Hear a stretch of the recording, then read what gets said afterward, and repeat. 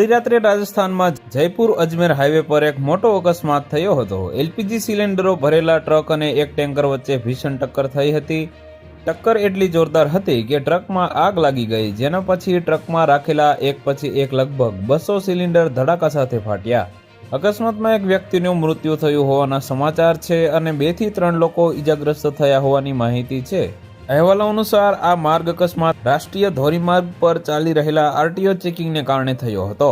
RTO ચેકિંગથી બચવા માટે ટેન્કરના ડ્રાઈવરે અચાનક પોતાનું વાહન ઢાબા તરફ વાળી દીધું।